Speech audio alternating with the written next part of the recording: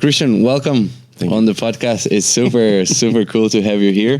Thank you. Is this your first appearance on any of the podcasts, or on a podcast? Yeah, I did television a couple of years ago. Okay, a lifetime ago. Actually. Okay, I worked for Eurosport as a commentator for motorsports. I've been doing motocross since I was really. Yeah. That's crazy. I didn't know that. I did a couple of big live shows, and I worked for 4 years in Eurosport as a commentator on racing, basically. So I mean, it's not like a podcast or television like that, but I did work in some sort of showbiz, really. Wow. I don't know.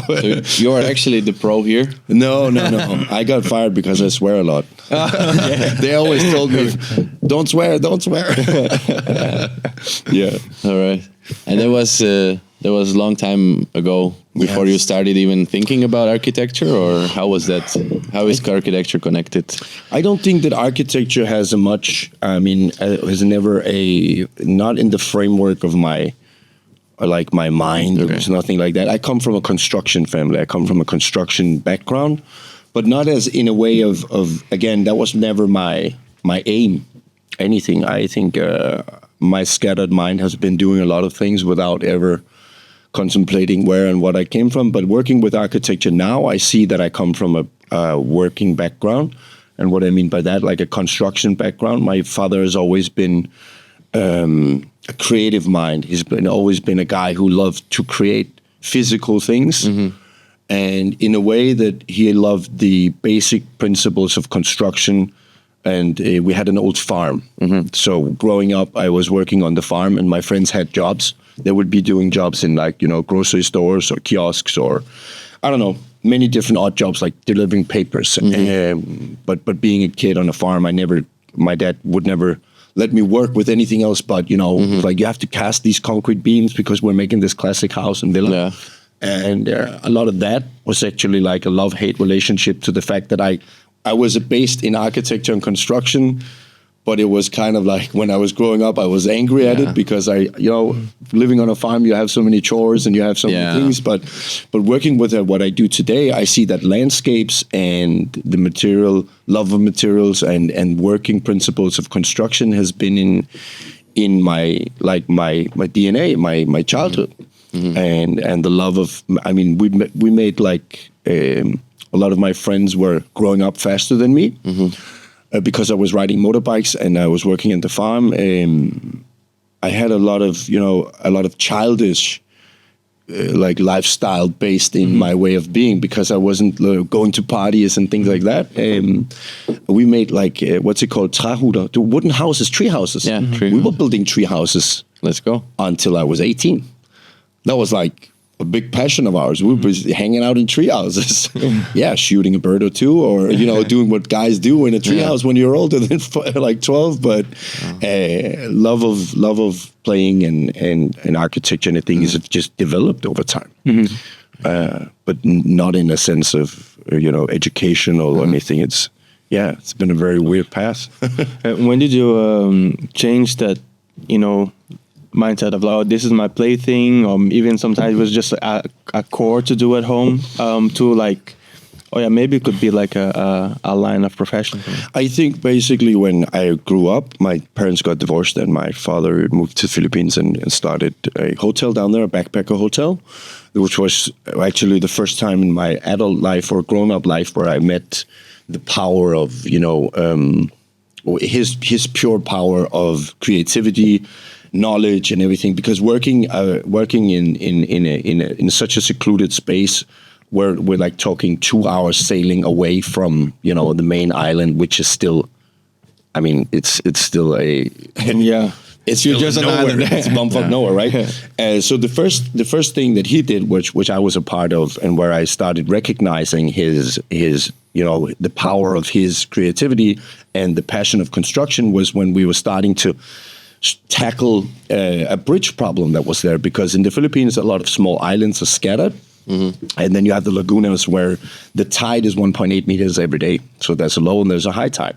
Okay, 1.8 meters. It's it's a significant amount of water that's going in and out. And what water does is that it moves like the wind, and it produces draft and it produces currents, which which creates beaches and sands and islands and everything like that.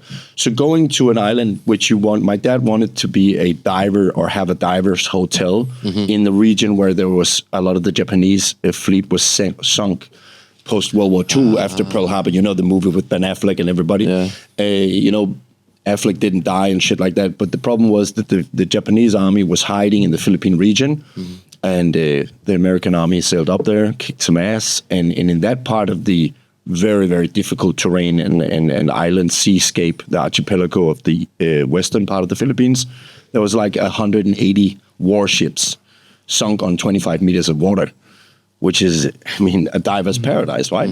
What my dad recognized was the fact that in order to get in and live on a small island and be there, you were supposed to get bigger boats out there with tourists and crew.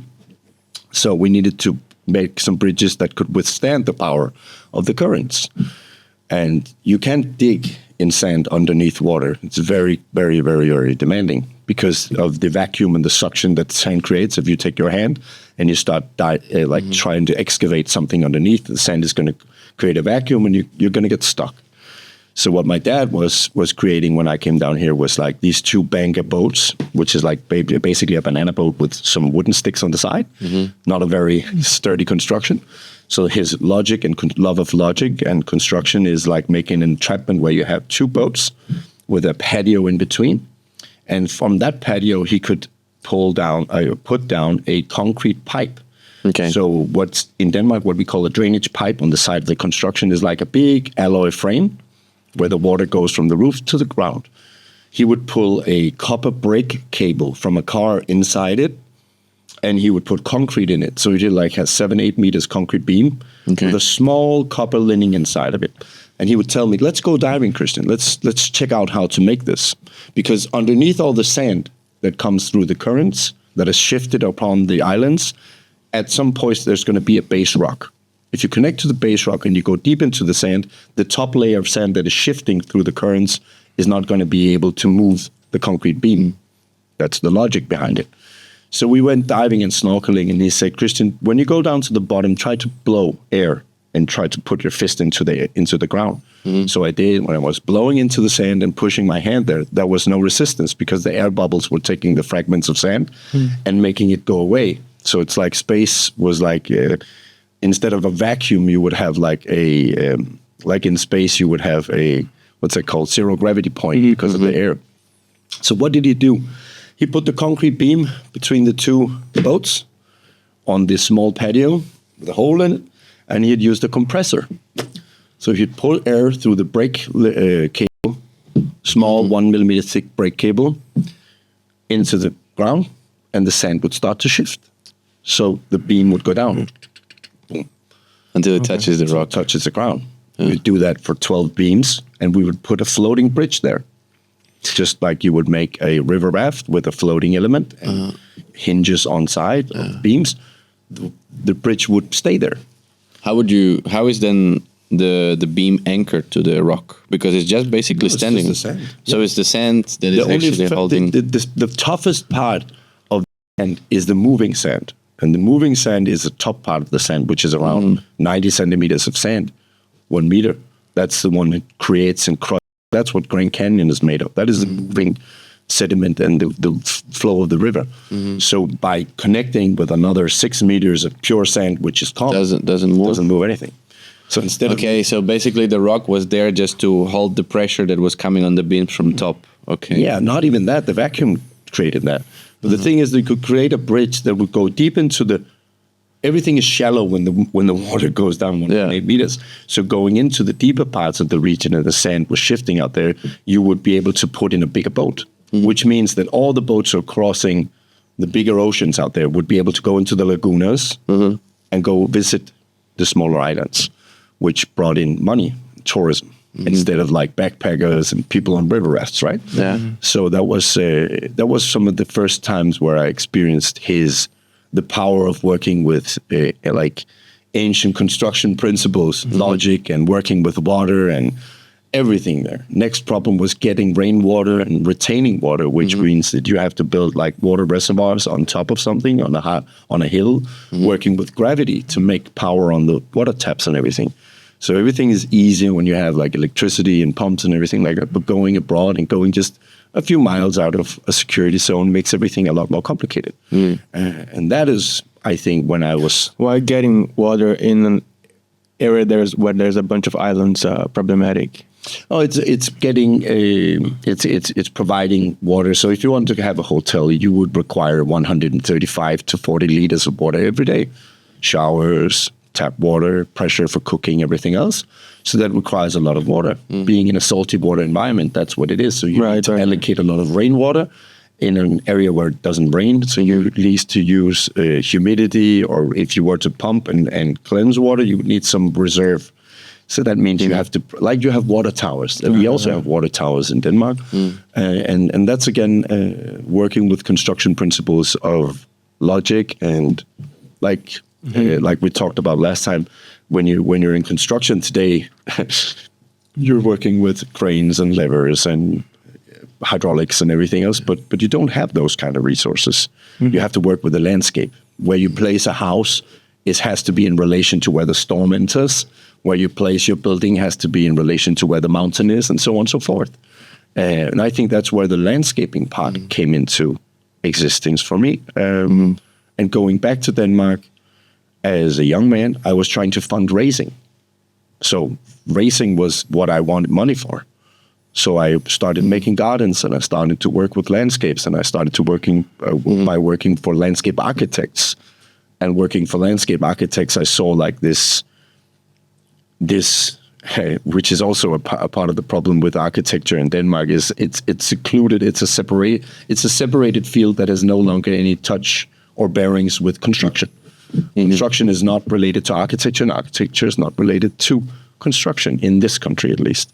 And this was the gap I was trying to fill. So that's how it became into a business and everything, right? So it wasn't a strategy. I just wanted money for racing, basically, when I was a young guy. Yeah. Would you say that what you saw in your father, when you were discovering that he's using this, like, logic and doing all those things, would you say that actually created kind of also like, oh, if my father is doing it, I can also do it, kind of like...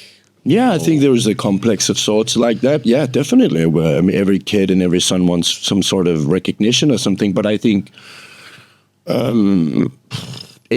again, my dad is a guy who he's very good at constructing reality. I mean, I was probably never as good as a carpenter or a bricklayer or anything as he is. I mean, he is way much more skilled in that. But my way of communicating architecture design and bridging that gap based on construction principles, I'm a lot better than, I'm a lot better than he is. But, working with what I do and looking at what he did, because in the 90s and where he came from, he was still working off of what I do today, but I excel at what he didn't excel at. I'm not as good as constructing it, and I'm way better at communicating it. But we're in the same field, in the same spectrum, just in each their own...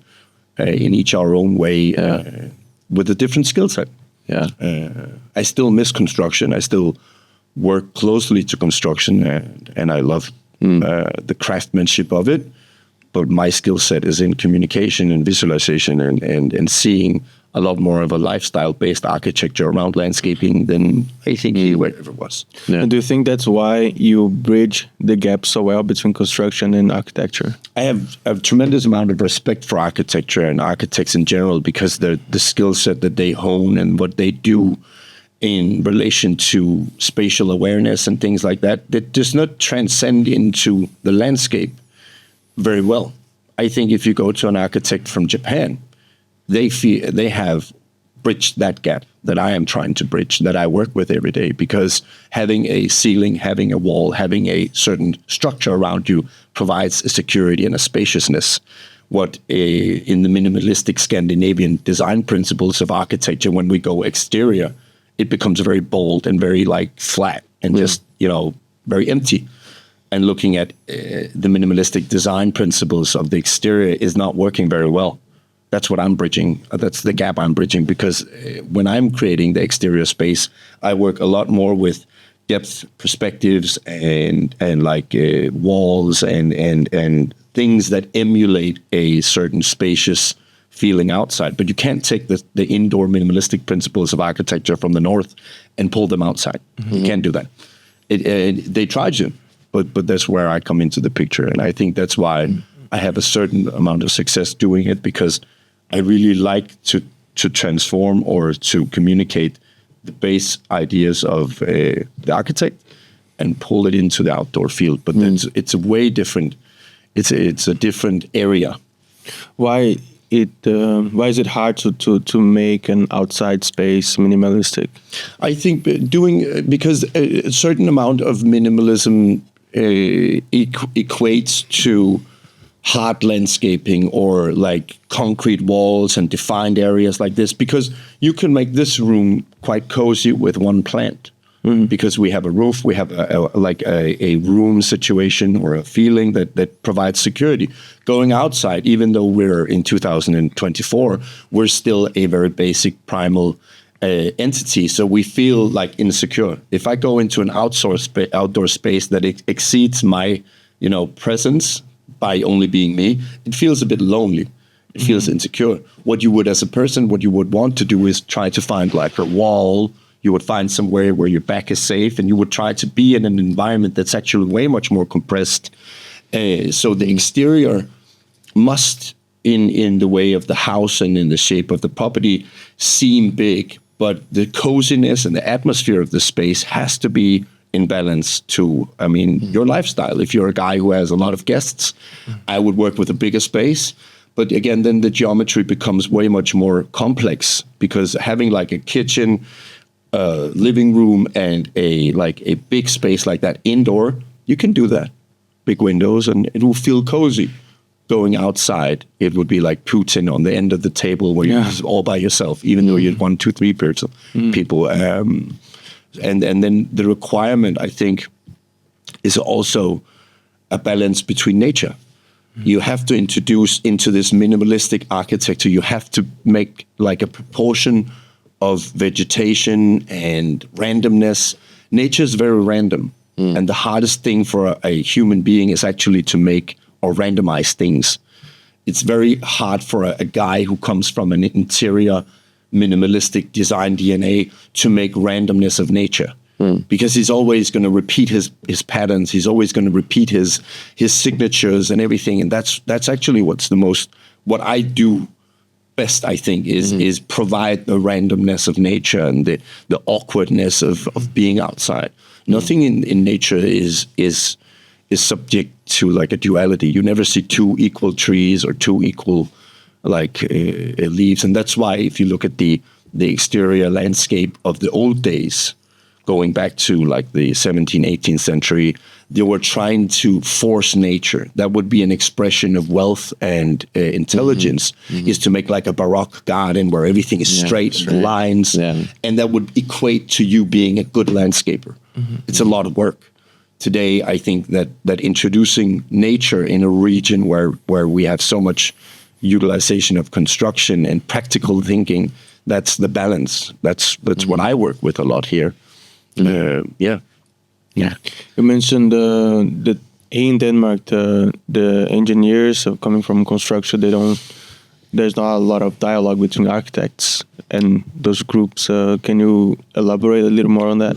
Yeah, I think it's more of a cultural aspect because we live in the north where things are very flat. And the geography of a flat, compressed space is like it translates to some sort of rigidity. I don't need to consider constructing this house because if I lack like a product or a component, I can always go to the shop. And living in Switzerland, which one of my board members does, he always arguments that when you're living in a complex terrain, you're always thinking ahead. Like if there's 80 minutes for the fire company or fire truck to arrive at your house, you go talk to your neighbor. That's the thing about the Danish construction culture, is that we are never in dire need of collaboration. We're always looking out for each other in like a solitary way. So the carpenter looks out for what the carpenter's responsibility is, and the mason looks after his responsibility. And I think it's a byproduct of having like a flat, equal terrain where everybody, can fend for themselves. This translates into the fact that the architecture education is based off of an artistic school in Denmark, and the construction side of things has been unhinged from that, and they go like, okay, so the carpenter takes care of the carpenter, and the architect is the shape giver, and the engineer has to, after the architect has been there, the engineer will take care of his shit. But these things are intertwined. The steel beams of a standard size equates to the way that we would mold the shapes, but them having no educational compliance or requirements for working together or anything like that, it just creates an odd space where we're challenging each other and we're always distributing the problems to the carpenter. I don't know if that explains it very well. It's a cultural thing. We see that a lot in Denmark, and I think it's a pity. And it's something that's actually like an architect in if you look up what the word architect means, it's an old Greek word, ancient Greek word, and it means master of construction. If you were to look at the architects of the 50s and the 60s, Le Corbusier, Mr. Naro, people like that, they were also making furniture. These guys were master carpenters, and they were also designers of houses and buildings. And that's an interesting aspect. You don't see that. That's a separated entity today in Denmark. And they work like that with some sort of defiance against each other. Oh, maybe that's the architect who's the stupid guy. Must be the engineer who makes something wrong. At the end of the day, when the sheets don't align and the project, when under construction, becomes problematic, we have this very negative way of communicating each other's lacks because we don't think that our businesses are intertwined. I mean, if I were to consider where my staircase is on an exterior design, maybe the architect would draw the level of the house in a different way. But because I come after the architect, my work is compromised and my solutions will always challenge their solutions. And in that way, I make them look dumb and they make me look dumb. You don't see that in many other places in the world where you build. I've been building in Sweden. Sweden is a great example. Sweden is a geographical 10 times bigger country. So finding a stonemason in Sweden that can come support your project means that he has to travel from far distances going to your project, which means that he's going to communicate with me. So we are intertwined. So you make sure that this shit is done before I come, so I can make sure my shit is done so that the guy that comes after me has his shit done. We don't live like that, and we don't work and build like that, and we don't educate like that in Denmark. And I think it's because we have this certain arrogance about our projects, and our field of the project is we need to just protect this area of the project and no more. So in order to fix that, the architect would, while they're drawing, they would have to be in communication with the engineer, say, what do you think about this? Have reviews? Yeah, and that's the schematics that's the bureaucracy of construction and application for construction and everything in what's known as new public management in Denmark. So going back 20 years from now and looking back at what happened, and we try to optimize everything by defining the framework of how we apply for a building or how we apply for a construction principle and so on and so forth. These things are moving very fast. What was your question again? Let me just... To bridge the gap between this problem of like lack of communication. It's a timing thing. So what's the problem? The framework, the bureaucracy of construction is the problem. But there is a time before that phase. When we hit the bureaucracy, we have to be adapted to that. So in order for me to take a project, for instance, let's say that the architect to draw a house has been making a design, and they're in the project, they're in the application phase, which means they're in the bureaucracy phase. This is a very complex situation for me because every time I introduce a new idea, it has to be retrofitted within the framework of the bureaucracy, which is fucked up. So what the optimal setting is for me, let's say that the architect is here, the line of bureaucracy is here, and I get to talk to the client. What I do is I communicate with the architect, and I go like, hey, I'm not here to interfere. I'm here to understand your project. I want to know what kind of materials and what's your design DNA? What's the language of this house? What is your baseline of thought when I look at this project? Right. Being an open-minded soul, because when you work in the Philippines or you work abroad, you have to talk to people to understand them, right? That's the optimal phase for me. It's not something you could bridge unless you're a curious person like I am. I think that's why I love working on a project on an early stage, because then I say to them, okay, before we go into the protocol of the application, let me try to give you a version of what I'm thinking about in the landscape, so that you will maybe the levels of the house would change a bit. Maybe his spectrum of ideas is going to adapt more to mine through via communication, visually and technically, right? So doing that, I think that bridges the gap, because whenever the house project and the client has to be in the bureaucracy phase of shit, it's very expensive and time-consuming retrofitting an idea. That's why you see a lot of the architects and engineers being like that at each opposite ends of the room, right? How do they respond to that? Because I imagine it can be a little challenge to have someone, it's cool to have someone curious about your ideas, but to have to risk changing your ideas to adapt. I imagine not everyone is open for that. No, definitely not everybody is open up for that, and that's a cultural thing of how we look at things. Like in Denmark, you have if we take an instance for if we have something called Find 5 Fejl, which is it translates to find 5 errors. So the Danish cultural way of looking at things is in a critical spectrum. Through the lens of criticality, we understand how to be intelligent about a problem.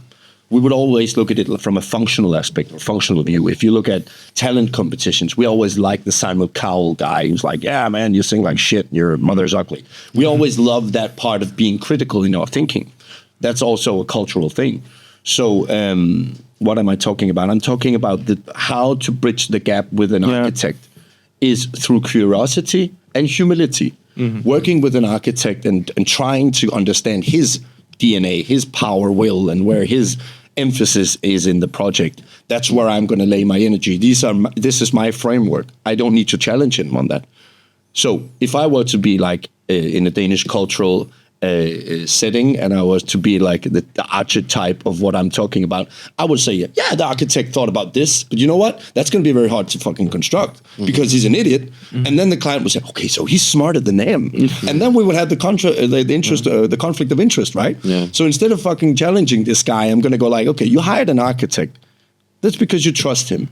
I'm going to understand what his framework is. I have to adapt to that. So I won't challenge him on, for instance, a beam structure proportion. That's what architects do. They look at proportions, shape, surfaces. So if I talk to this client and I talk to his architect in a humble way, and instead of being the negative force, the bringer and the bearer of bad news, I'm going to be the guy who communicates and enforces his idea and say, okay, I know that this is his DNA of design.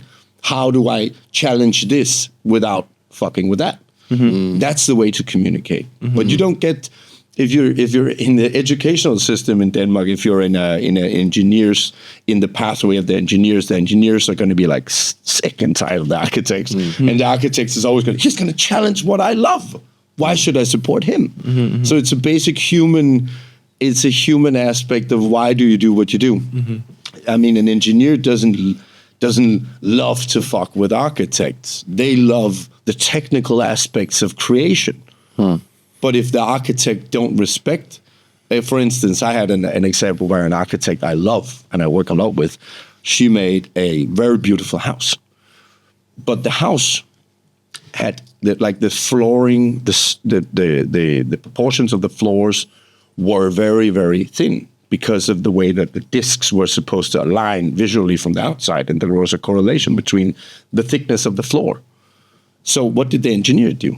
The engineer loved the architect so much that they underdimensioned the steel framework of the floor, which make the house floor crack and shit. So who fixes that? So they have a big problem. They go to the Danish Technological University, DTU, and money is not an issue. So they said, why do you make steel floor strengthening? That only increases the size and the dimensions of the floor, like the plates. Why don't you use carbon? And everybody goes like, carbon? What do you mean? Yeah, we can make like struts and small strengthening parts of the carbon that can actually support what you're doing. So money's not an issue. But the engineers introducing like a old-fashioned steel framework because they only work with steel.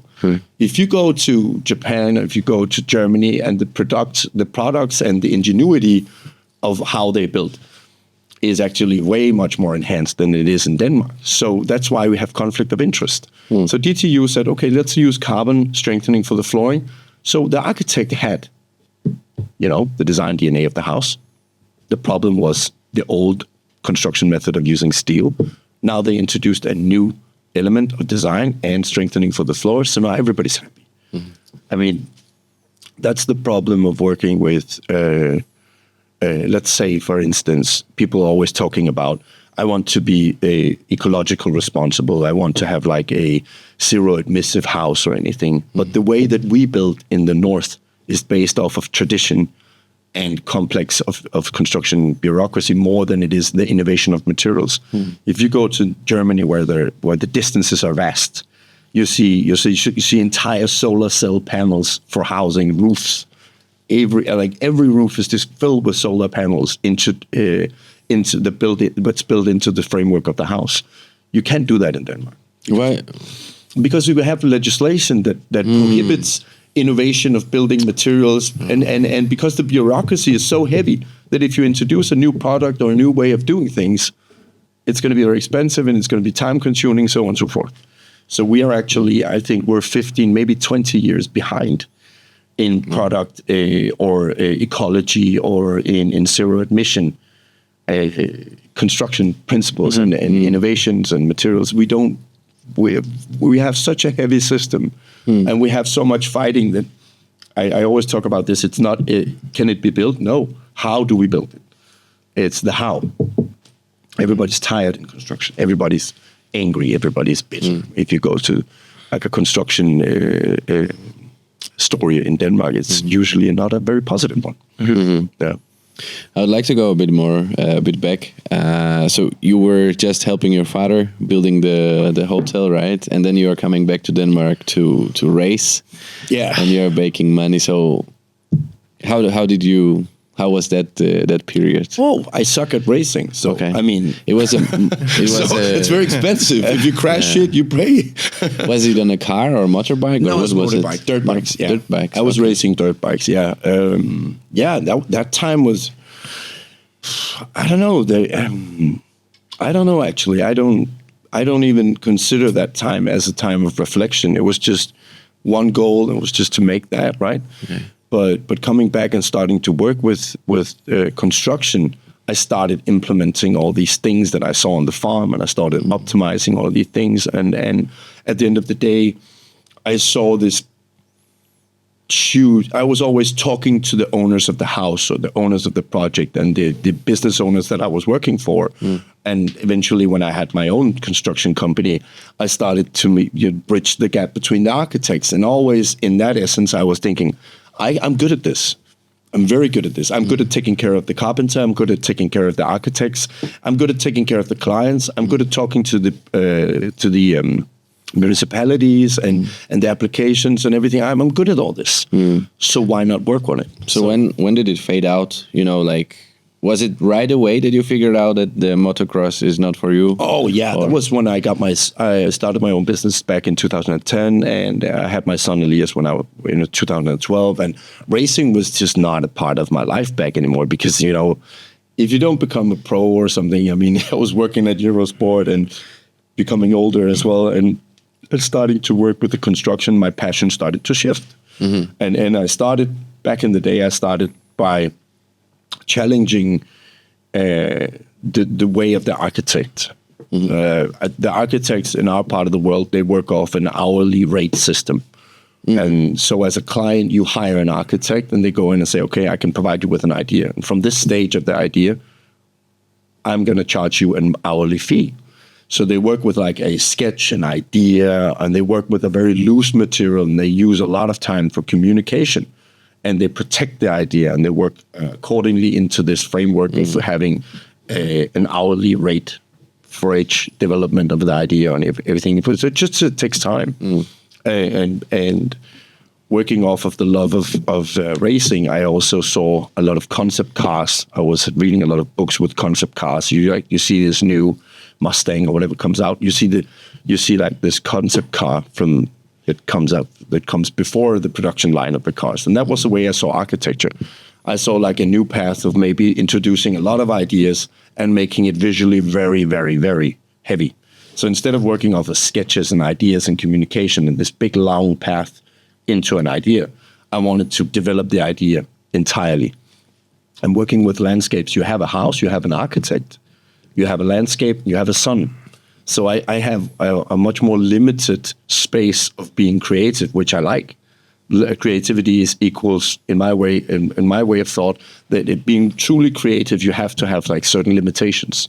And in Creative Soul, you were to interpret these things in a positive way. So working with concept gardens, I started by contacting one of my good friends, Jesper, which was my earlier partner in the company. He's a graphical artist. He's a visual, very, very comprehensive guy. He's the best I ever. I mean, I could communicate an idea to Jesper without almost talking to him, and he would read my mind. He was just like, "Do you mean something like this?" He's a very, very, very, very adept designer. Designer within graphical layouts. Graphical layouts. Yeah. Okay. So I could. Yeah, because when it comes to designing, I think my design DNA is more powerful because I communicate better. But Jesper he's like a chameleon. He reads off of what I wanted to do. And I was like, okay, so what was my point? My point was, I said to Jesper, we need to be powerful in the first stages of communication. If we get a client, we go back and we make the entire design. He's like, why?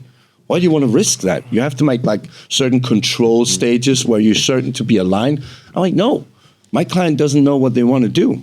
If they're my clients, I need to provide a wholesome idea, a complex architectural landscape, and we're going to communicate it without one word. We just need a video, images. We need this like to be a sensation.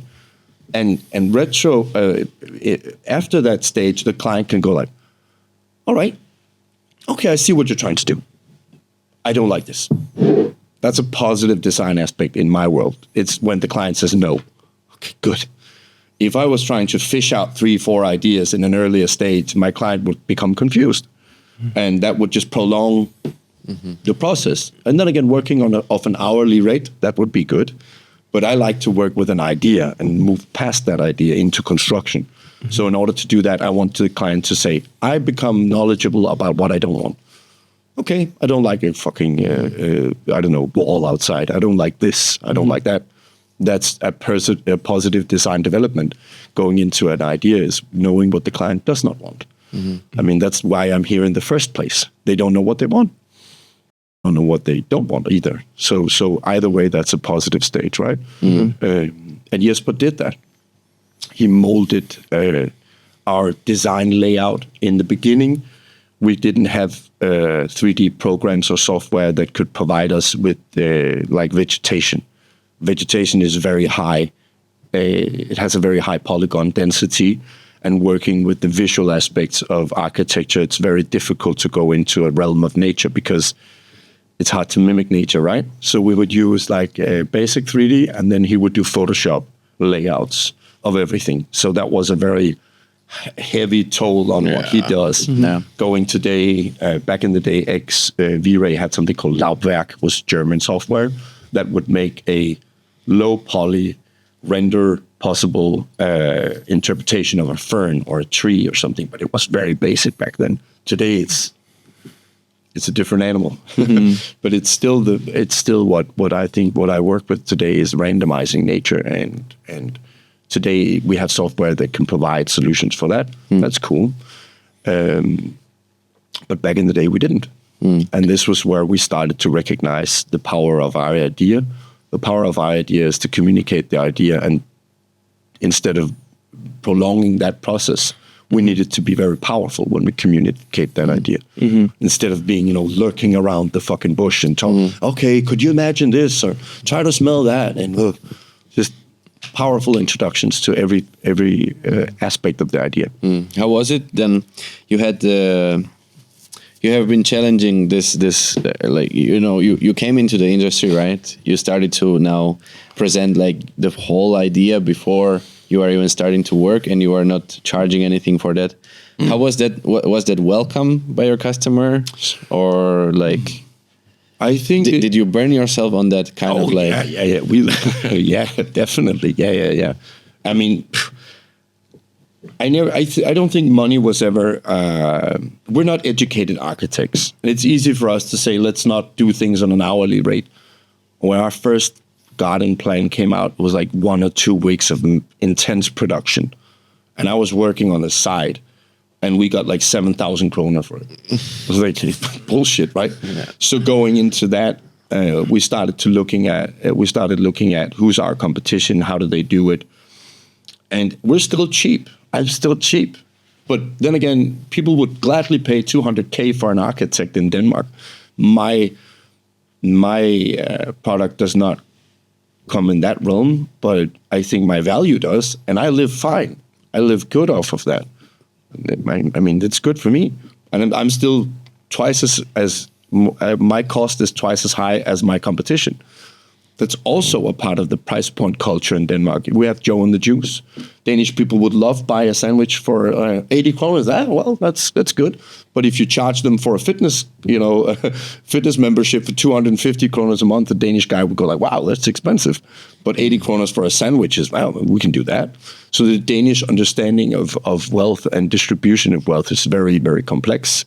So is it then the brand that people are, they want to feel that they are special? Yeah, everybody wants to feel like they're special, and I think everybody wants to talk to, the cool guy and the cool kid in the class. But I don't think necessarily that's why I'm also moving abroad. I mean, I want to work on larger scale projects. I want to be in a more open sourced environment, which is like the Philippines or in Asia, and where I'm moving to Costa Rica and Nicaragua, because I want to be in that framework of mind, and I want to work with these people. I want to pass. I want to work. I've been working in the bureaucracy of this for so long, and I want to move away from that. But talking about price structure and everything, I think I'm still cheap, but I'm twice as expensive as my colleagues. But what I provide is something way much more different than what they do. But looking at an architect in Denmark, they can charge 3 times what I do. But that's not my, that's not what I'm aiming at. I don't care about that. I mean, yeah. All right. So was it then hard to sell for the price that you are? We went bankrupt. We crashed. We crashed completely. We did that. We fucked up big time. But when I was on the verge of crashing, I pumped up the prices. I said to Jesper, all right, we can't survive. We have to pump up the prices. So we doubled the price, and we doubled the price. And I say today that we're still cheap. The amount of knowledge and design and what we communicate in our designs still, I mean, I look at the prospect of an architect today, and I look at their material and I go, wow, that's loose. But what I deliver to that price point, I can make money. I'm happy. I'm not rich, but I make money. But looking at what an architect charges, I'm not in the realm of that. But dire straits. I mean, we were hanging off the cliff, so we had to make money. And How did you? Then when we pumped up the prices, people went like, "All right, it's kind of expensive. We want that." That's the buyer's DNA in Denmark. Sometimes a Danish guy would make, like, we can go buy chocolate or wine for several thousand kroners, but we're not going to pay a penny more for gas than what we did yesterday. You see lines of cars waiting for cheap gas. They could be in a line for an hour waiting for cheap gas. You could be at your workplace for an hour more, and you could buy cheap gas and a bottle of wine and still go home early than staying in the line of cars. But that's the purchasing power and the buying, I don't know, culture that's in Denmark.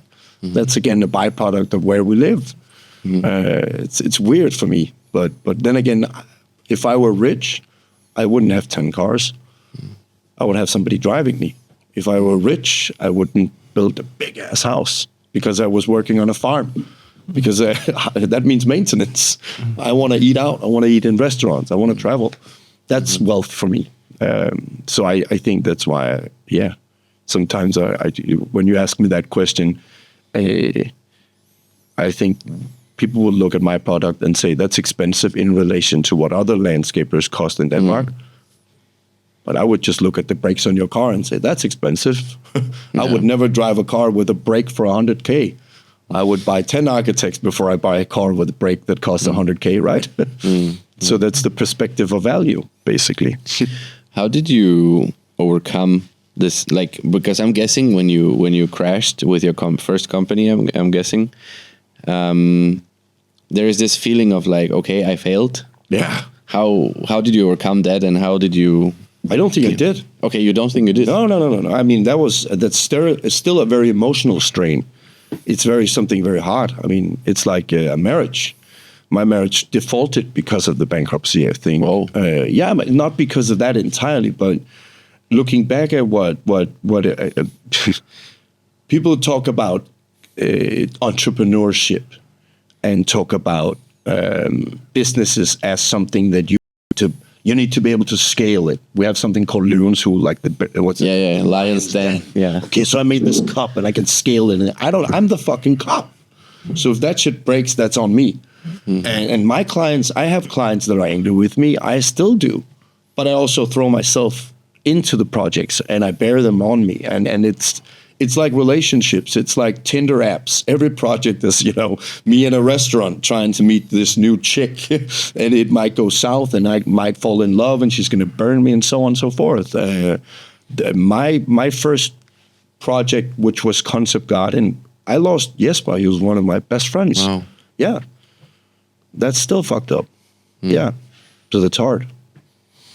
Yeah, That's crazy. yeah. Oh. And yet you still stayed. Yeah, I have positive days. I have a lot of positive work. I mean, I'm very lucky. I get to see so many projects. I get to see people with money. I get to see the inspirational dilemma of people who are just so much opportunity, so much wealth. And they look at Pinterest and they go like, Christian, look at all my Pinterest things. I want to do all this. And I go like, all right, do you live by a lake? No. Do you like purple? No. Do you live in Switzerland? No. Okay, let's just try to boil this down to the fact of how you live and to just try to just mold this design idea, because so much wealth comes with a lot of doubt. So many opportunities comes with a lot of trial and error. So being happy when content with what I do is based off of curiosity. I'm going to Sweden tomorrow. I don't know what I'm going to visit. I don't ever look at the addresses when I go there. I make the client send me something, but I never look at them. And I start communicating with them, and I start to look at the place they live, and start to generate this basic layout and challenging them on their ideas. And why do you want to do that? Why? How do you live? Most grown people in Denmark and the North don't even know what their favorite color is. It's easy to say, okay, I think like a child. So what's my favorite color? It's magenta. I love it. I love a summer's night. I love a lot of things. And bringing that kind of curiosity and baseline into somebody with that potential and those options, that provides me with a lot of that's what I love that. Would you say that that's also something that keeps you going? Oh yeah. And sometimes I get sick of it. Sometimes I want to throw myself from a bus. I just fucking hate it. When a client gets angry with me, or if a construction project goes wrong, I hate it. And then sometimes and at some point you just want to quit it, but you just leave it for 10 minutes and you go back to it. So it's a blessing and a curse. Yeah, and it's powerful. Yeah, like after that, the first company crashed, and you had to rebuild things. I imagine there are a lot of people that go through that and they just give up and never want to touch this again. Yeah. Like, what made you stick to it? But at that time, I had my third kid, Hugo. And at that time, my wife at the point I was with my ex-wife, Malene, for 17 years. I was a contractor. I was a carpenter. I was a basic construction guy. And we had a life. We had a trajectory of life. And then some days I come home and say, hey, I want to do like a design studio. And she's like, bro, we have kids. Why do you want to go this untrodden path of maybe and maybe not? That's not what you do when you grow up. And then I start by, again, saying like my clients, and now I did this. I don't like this anymore. I want to do something else. That's the hard part of being with a guy like me is if I don't want to do shit, I start something new. And I'm not in the business of success and scalability. I want to do something I like. Mm-hmm. And at that time when Jesper and me, we went all in and we fucked up, we still had a lot of positives. We still had a business model that would work. We had a price point that was off. We had an overdeveloped product that needed to be boiled down. We had a lot of things. So what I did was I talked to some of the people I work with, and that was basically a big old architecture company called Vimmelund. And I just said to them, hey guys, I need somebody who's grown up to help me. And I worked with enough people that enough people could recognize my skill set. And they said, well, okay, we can work with you. And then I started a company with those guys, which was like a sister company for Vimmelund Architects. And we did that for some years, and that was good. And I got to learn a lot about the architecture business. I got to learn a lot more about price points, business models, and so on and so forth. And I got to learn the fact of back in that day, my business was booming. Concept gardens like exploded. Mm-hmm. And we tried to scale it. That's why I say, I'm not in the business of scaling it. Mm-hmm. Today, I'm only me. And it was never supposed to be bigger than that. But, first business fucked up because of overambition. Mm-hmm. Next business fucked up because I'm better off by myself. Mm-hmm. Today, I'm in a distilled version of what I do. And I'm thriving on that. You're satisfied. Yeah, and now I don't want to stay in Denmark in the wintertime. Mm-hmm. Like my ex-wife, people go like, you have kids. I go, yeah, I'm not going to stay around for the darkest, most rainy country in the world when it's winter. I want to stay here. I want to work here when the summer is here. And I want to stick around when the weather is bad. I want to stay somewhere else, try something new. Mm-hmm. Yeah, that's the next stage, right? We want to get sun. Yeah. Where do you want to go now? Nicaragua. I have a friend called Morten. He's there. And Costa Rica, basically, that's hard to pinpoint. We're going there. He's been there for 4 years. Yeah, and he's just like me. He thinks like me, and he's successful in the way that I would perceive success. Mm-hmm. He works everything in the north. We're a farmer's country. Okay, so everything in the north is fast paced. I don't know if you've ever been living abroad. You're from abroad. You're from Brazil, right? And time in the north. Time is of essence, and everything moves fast. Because we work off like squirrel syndrome, I call it. Mm-hmm. We work off like hunter-gatherer things. Every time if you talk to a person in the north, it's January. All right, so it's spring. Man, love spring. Smell it in there. Bro, it's January. You go to March and April, there's snow. People go like, man, we're going to wear shorts. So we're always thinking ahead. We're always moving ahead. We're always preparing for a season. We're always thinking about the next stage of this season. And now it's winter time, fall, sorry. So that's why when you're in Denmark, you have like this rebirth syndrome of New Year's. What's that called when you promise yourself shit? Resolution. Resolution. Yeah. Mm-hmm. It's easy to fall into the realm of resolution when you think of every season changes. You can start over. Okay. There's also an entrapment in that because every season has an end and a starting point, which means you're always thinking ahead. That's why if you go to places to the closer to the southern hemisphere, you feel like time is it's more still.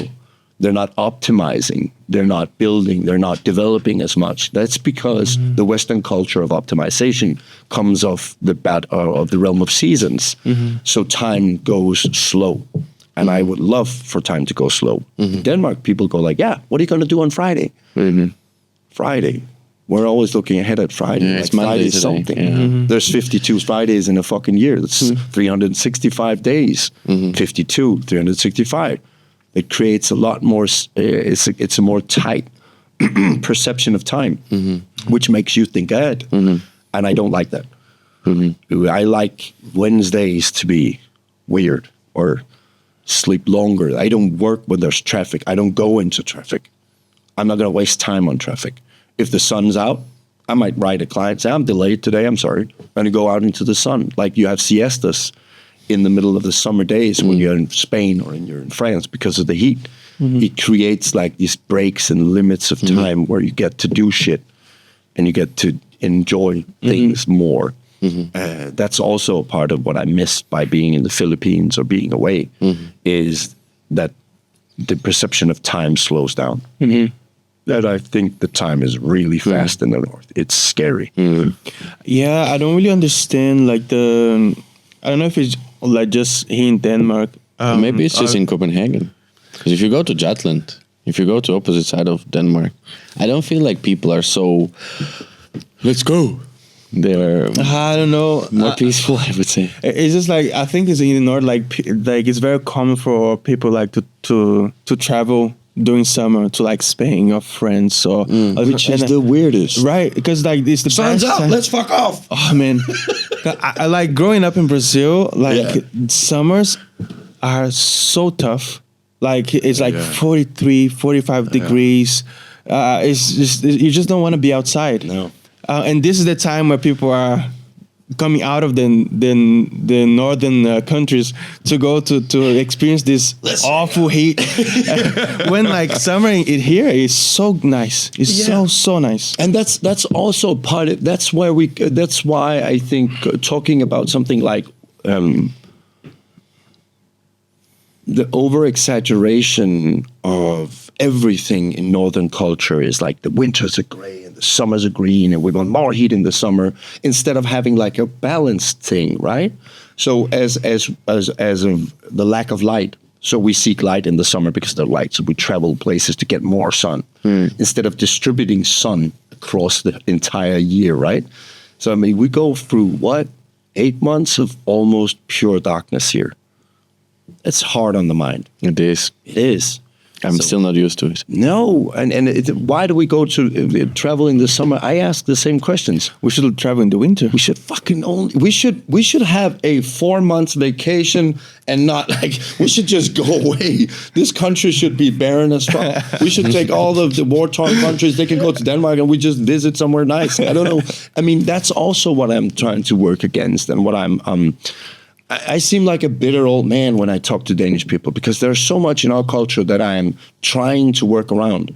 Because when people go to Bali and people go to Thailand and they go back like, we really like that, huh? The randomness and, this odd, jungly architecture and all these like Asian and Middle Eastern design aspects. We love that. And we go back to Denmark.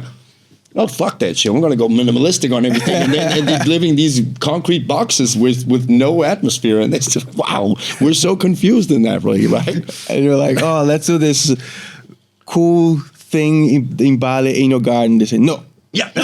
In Bali, everybody's like, I feel some sort of spirituality. I want to do Buddha and things like that. Let's smoke a joint. And then you go back to Denmark, you're like, whoa, can't do that. No. And that's the conformity of living in the present that we really miss. And I'm not educated in a way, and I sound philosophical when I talk about it, but I see a lot of depression, I see a lot of the anxiety, I see a lot of diversity, but not in a positive way. Of our actions are not based on what we truly lack and what we truly seek. Like an outdoor space. An outdoor space does not have to be big, or it has to be cozy. And when you go out there and when you open your doors to your house, I always talk about this. You have all these chores. Got to do the laundry. Okay, so fucking don't have enough salt for the dishwasher, and we got to get this clean. And look at the windows, and we see the fingers on from the kids. Oh, we got to call the windows. Like the guy goes out there. But when we open the doors to the garden, we need to just chill the fuck out, and that's what I'm trying to work on way much more. Because having a design DNA that is minimalistic out there, and there's leaves all over, your OCD is going to kick off, right? So it better be like a northern jungle, so your OCD will calm down. And again, it's much more of a work in progress with what I think we lack, which is a spiritual connection, which is a connection to nature, which is a connection to what we're trying to optimize. We're trying to look ahead. Let's do this, and then we'll have a robot. The robot can go there. Can the robot give me a beer? No. The robot is going to get stuck somewhere in the garden. It's going to go beep, beep, beep. It's going to stress me way much more than have a guy that comes each Thursday when I work on long hours. Again, I can be in the queue for the gas station and, I'll save 10 kroners. Fuck that. Lifestyle choices are influencing everything, and everything and every product in the North is trying to optimize that. Like the minimal of time that you think, I'd purchase something that's going to give me more peace.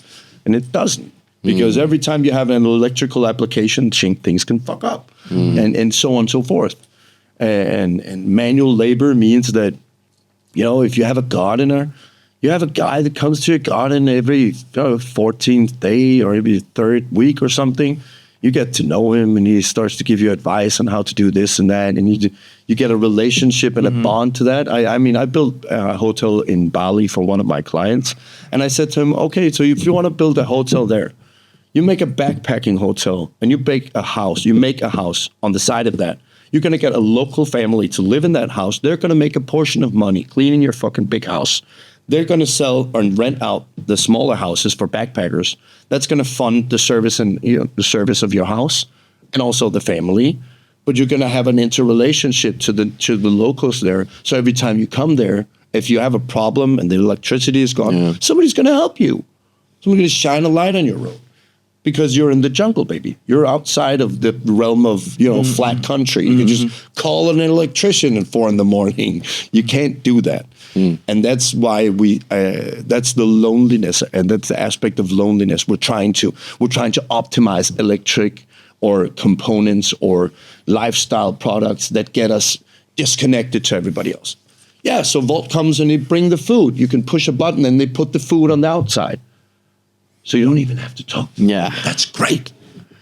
Let's stay lonely with all our problems and all of our alcohol and badass culture that we have in the North as well, and the demons grow. So, I live in the 22nd floor of, Vista Bowl. I come down to pick up my food because if that guy needs to find my room, my food's going to get fucking cold. So I don't try to optimize for convenience. I try to optimize for when I ride my taxi. I have a company, what I try to call a guy I know, because he always picks me up. And now I have a relationship to him. My Volt guy, I call one guy, and he brings it for me. I know the guy in the kiosk, so when I lose my fucking key, he has an extra. That's not optimizing for loneliness. That's optimizing for relations and being in a certain environment. And I think that's one of the components. It's wild that you need to go out of your way to have that, though. Yeah. Isn't it? Yeah. I think that's what we lack here. And that's what I'm trying to just work a bit against. Because if you don't go out of your way, then you're just not going to have those interactions that you're talking about. No, and sometimes all of this interaction is what keeps us grounded. I see a lot of people with a lot of money and a lot of wealth and a lot of power, and I see them in a very lonely light, with a very distrustful way of life. And they, that's why people who get I should build like a Greek mansion in Jutland. Nobody's going to tell them wow, you're sure? Why? Yeah, I want to have these travertine rocks and everything is going to be great, man. They're going to have this mannequin piss when you go in there and fires on the side of the road. And nobody's going to tell you, whoa, back off, right? So I think that loneliness is a part of the way that modernizing culture and optimizing things, it provides loneliness, and it provides a lack of reflection. That's why people hire lifestyle coaches. You can go to the fucking gym by yourself. No, I need somebody to get along with me. I can pay them for their company. What does a personal trainer do? Okay, so drink this cup. Okay, drink this fucking cup. I have a business for 100 million. I have 75 employees, but I don't know how to drink from a cup. Yeah, you have to eat beans. Really? You sure? So again, the interaction and the purchasing of interaction is an aspect of optimization, and loneliness provided by the way that our culture functions. What I miss about Asia and what I miss about the Southern Hemisphere is the interactions. You don't say hi to people in the elevators. You have elevator music, so you're just people don't even look at you in the elevator. Yeah. Crazy. And I think that's the energy that my clients buy off of me. That's the willingness to challenge that. Sometimes I talk about swimming pools in that way. People want to build a big pool. But then again, smaller pools, piscinas, where you get closer and you can play together and talk together. It's a cheaper cost of building a pool. And at the end of the day, I have a lot of clients who have like kids and they pick this big pool. And every time there's a birthday party, some of the parents have to be standing on the other side. Just be to check. Prepared to get, so if somebody's fucking drowning, you have to jump in there. This guy is outside like, yeah, save a drink for me. So the lifestyle aspect of the big pool just fucks with everything in the way, right? That people do things. It's a dogma. It's a way of, it's a status symbol. It's again, what I'm working with is trying to challenge these ideas people have. That's funny. Create ripples and enemies. Wow. So then again, that's fun. Yeah. And how is it in Bali? This whole industry that we've been talking about. Bali is just Like you just need to know people, kind of thing. No, I mean, you do that, but you need to understand I think it's like in the Philippines. It's an island country thing. If you go to the islands of Denmark, go to Anholt, go to Samsø, Læsø, Møn, go to the islands of Denmark and you will have the same cultural heritage and the same way of life where people know each other and communicate with each other. It's island life.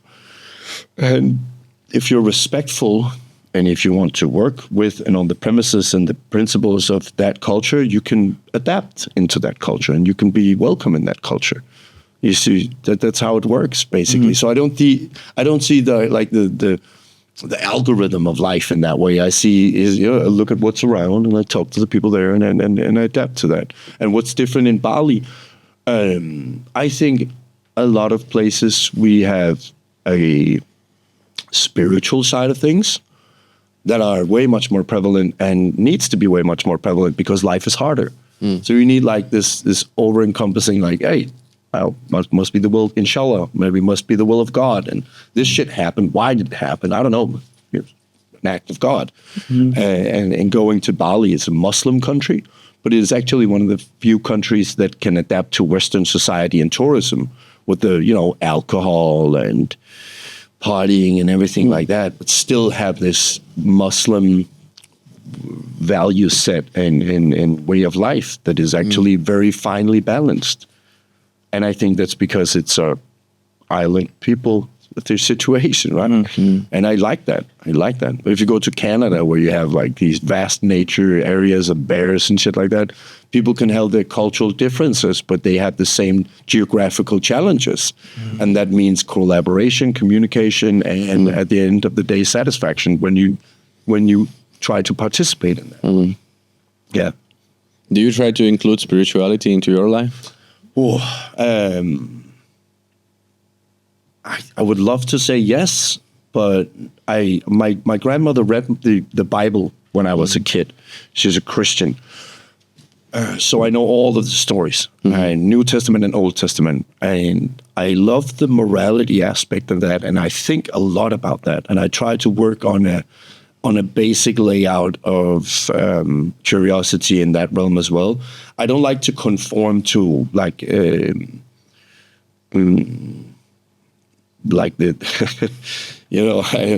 don't like to use spirituality as an argument. I like to work with it on a basic level of curiosity where you go like, yeah, okay, so do you believe in God? That's a very either or question. But I think most people would say that they would love to think that there's something bigger.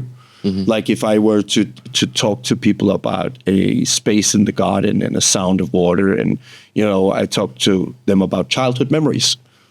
That's also a spiritual aspect of thinking back into a more innocent time and playing around with the spirituality of my childhood memory. And why do I need a sound of water? Because the sound of water when I was a kid reminds me of playing in the water, and reminds me of memories by a river, and I was sailing with a boat in the rain and things like that.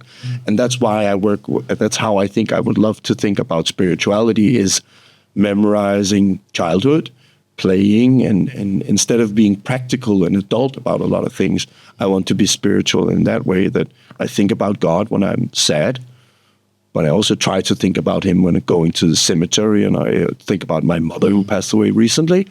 And I think I'm about sorry that. to hear. Yeah, me too. But then again, what is spirituality? Is it a ray of life, or is it a train of thought?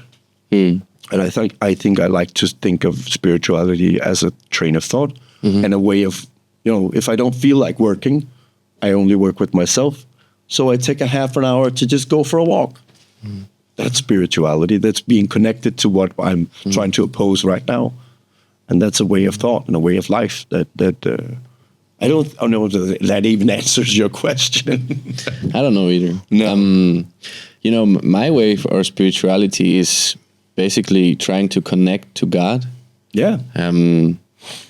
In as much as I can, because I often forget to do that. And anytime I do that, like I'm a Christian, I believe that all those things what Bible says. For me, connecting with God is what makes me good. It makes me feel like I'm like life is worth living, and things are good. That's like in that essence, connecting with God, like I talked about before when I was trying to communicate with the guy of Volt. I think that the small Boy Scout things of life is something also that we need to work on, because connecting to God means, yesterday there was like this old guy pushing a car because his car needed to be jumped. You don't see people running out to push the car. I think it's a prerogative. I think it's a very important thing to go push the fucking car. I think holding the door, rising your ass off the seat. I mean, that's Christian values. Absolutely. That's the Boy Scout values of things. So connecting to God is just to be aware of the space around you and being observant of other people's needs. Right. And I mean, if a person is crying or things, I perceive that right away, and I can relate to that in the Christian value and the sense of mountain or island people. You have to be observant of your environment, because one day that could be your ass on the side of the cliff, and you would need somebody to be observant of your situation. That's a way of connecting with God. In that way, I'm a believer too. Most definitely, yeah. And there's a dissonance in the North. It's a very, very big dissonance of that. It's a negative discourse. Yeah, like here is very rare for people to say, I have a problem, please help me. Also like I think people assume they want to hear a certain answer. Like, hey, how are you doing, type of thing. Like you would assume that when I ask, I'm not asking genuinely. I just want to get it off the way so we can do stuff, right? I don't need to hear your personal things and all that. And this is very much in the culture. And often you are right to assume that, because that's the freaking culture. I actually don't want to hear that. No. And it is everywhere. So why would you be sharing things personal? That's also, I mean, going into that, I mean, looking at, for instance, social media and some of the positive way of the angle of sharing and the angle of caring. So could you please film me while I go give this homeless guy like a t-shirt? That's a fucked up interaction. That's crazy. Right? But the micro interactions of people is, I don't think that a Danish or a Northern guy or anybody who's susceptible to not wanting you to ask them that question, people of the North, if I were to see you or a guy like that, his chain is off his bike and he's wearing a suit. If I go to him and I don't talk to him, I just hold it. Please hold that. I'm going to help you with the chain. He's going to take that action. He's going to love that action. He's going to reciprocate that in some way, shape, or form in the next 10 minutes when I do that. And that's a micro action. That's a micro connection to God that has a big exponential, a meaning for that. So if I were to come up to a guy and say, hey, do you have a problem? He's going to go, what the fuck? That's again, what's our intention? So a lot of intentions via social media is, if I'm doing something good, It's for my own benefit. Where's the camera? You piece of shit, right? So if a guy who has a problem going up a staircase, he's an old guy, you were to come push your arm up, he's going to take your arm. We understand the micro actions. We don't culturally push those ideas. I think that's spirituality. That's the love of next, the being kind to one each other, is just to be observant. And whenever there's a Boy Scout moment for you to do that, that's a connection.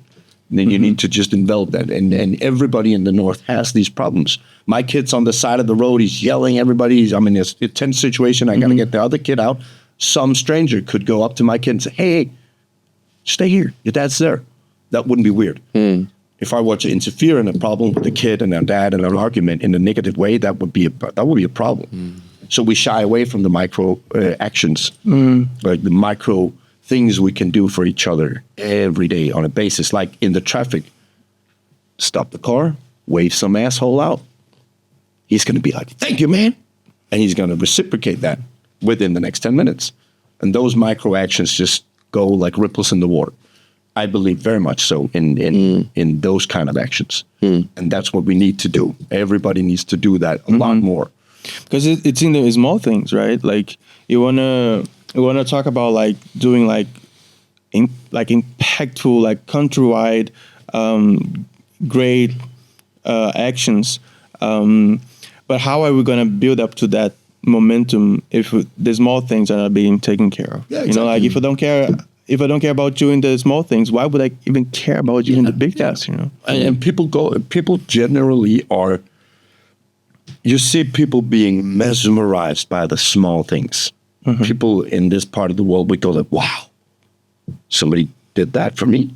I mean, that's a way to start. That's a way of connecting, it's working on that. If I were to like put up a sign and say, do you believe in God? Repent. People are going to, well, I might have the best intentions. You know, what's the difference, right? If I have a bread and there's a kid by my side, I always feel like shit when I buy my kids ice cream, for instance, on a playground. And I go like, here's my ice cream, and I see 3 kids like, that's a general, that's not a generous thing to do. So what should you do? You should go to Netto and you should buy a cradle of ice, and you should just open that shit and go, hey, anybody want an ice cream? That's a small interaction that provides a lot of generosity into a space of zero ambition. So if I were to go to, here, kid, there's the biggest ice cream you ever seen. You know, I fucked up the day of 20 kids around me. That's what I try to do every day. And how I work with my clients is not to, you know, as I said before, you have an architect, you have a client, you have a constructor. If we can bring these guys together via a micro, like a humility or a curiosity and things like that in a humble way, people tend to flock. They tend to, they tend to do that more. And that's what I bring to the table. That's the way I believe in God and spirituality, but it has to be in a very subtle way. In no big way should we try to promote anything. You know, that's just egotistic. So some years ago, I was with two friends actually in Tunisia, and she was Danish, and the other one was local, so she spoke the language. So she was basically our guide. But there was this day she just vanished. She wouldn't pick up her phone. We didn't know where she was. And it was like me and this Danish friend were just sitting in front of the house where we were staying. And we were like, what the heck, what are we going to do? Like, she's not picking up. There's no one around that understands us. There's nothing we can do. And then the neighbors, because we had stayed there for some days, they just came with a plate of food. Yeah. And they just gave it to us. Yeah. And we just look at each other like, wow. Exactly.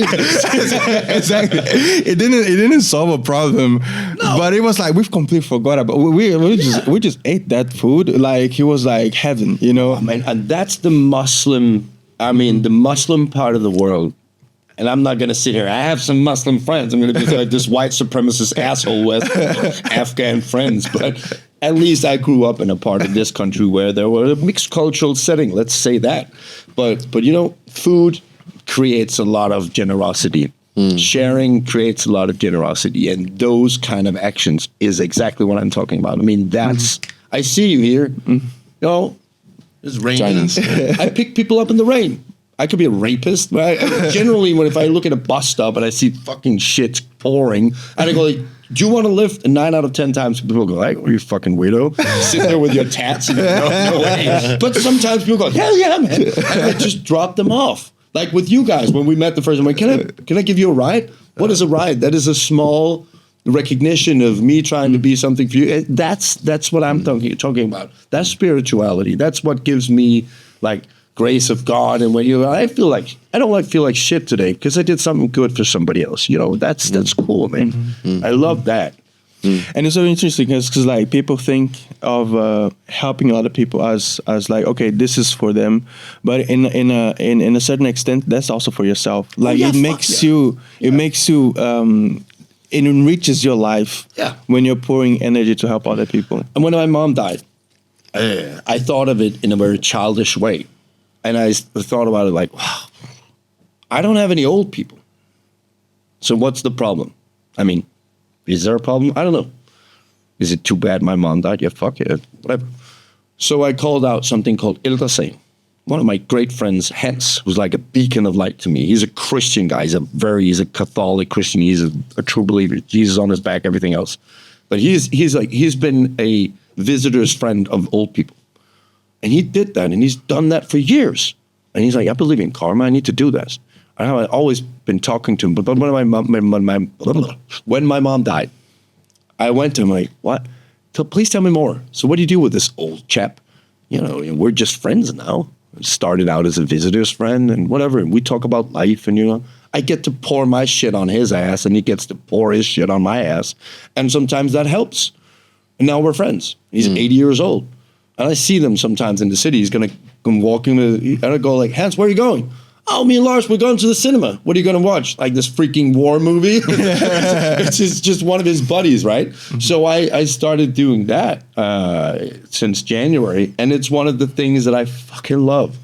Wow. So I got a call like Bo or Kai and he goes like, hey, Christian, you know, I'm a bit lonely because people in age are typically lonely. And I go like, all right, so let's grab a beer or something. I go grab his ass and we go for a beer. And when I go home from that, it's just a break. It's a mental break. And I didn't do it for, the grace of God or for anybody else. And, I said, I had a fucking bad day. My girl is a bitch, my kids suck, whatever. And he goes like, yeah, my kids suck too. And we drink a beer. And sometimes we don't even talk about problems. We just do shit, eat food. And it's just because he's a peripheral relation to me. He's a friend, but he's not a friend, and he's not my best friend, and he's not the zit on my fucking, on my arm. He's something else. And that interaction is some of the best things I've done for myself. And I only did that because my mom died. I could have done that 20 years ago, and I could have become so much more wise on the issues of my own life. I could have stopped repeating dumb shit because I had somebody to talk to that was out of the realm of anything just very close or very peripheral to me. He's something different. He's my new friend. And every time he's complaining, I go like, yeah, you know what? If you're bitching more, I'm just going to stop your wheelchair and you're going to get home by yourself. All right, fuck you then. so we can have this back and forth thing. And he goes like, you sounded bitter today, Christian. I'm like, yeah, don't I? Yeah. Got to stop that, Yeah, you're right. I've got to, all right, just brush that off. I love that. I believe in that.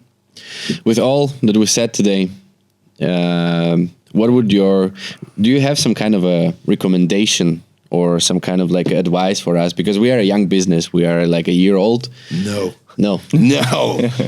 I would never advise anybody. No. Okay. No. I'm too, I feel like with age, when I was younger, I thought I was like, I know all this shit, and I have a trajectory and a path. And if I try to sum up what I know, I'm a lot more confused today.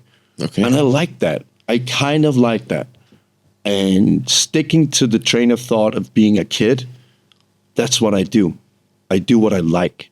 I don't try to fuck with anybody. I don't try to just enhance things or this worked out for me, so I'm going to do that a lot more. I'm going to try to stay as true to the fact of being a kid and thinking like kids and doing what I do is not something I strategize. I don't like that.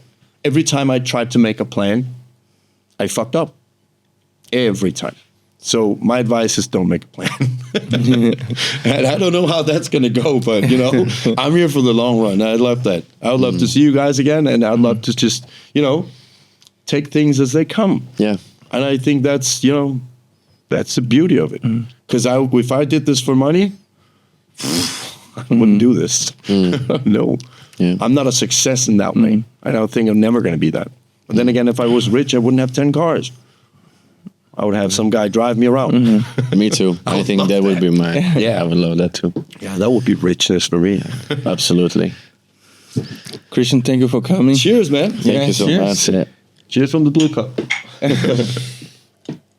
Thank you for coming. And yeah, you said, even though you didn't want to give advice, I think you said more than enough. Yeah, crazy. Thanks, man. Thank you. Thank you for coming. Thank you, guys. That was fun. Bye bye, everybody. Bye-bye.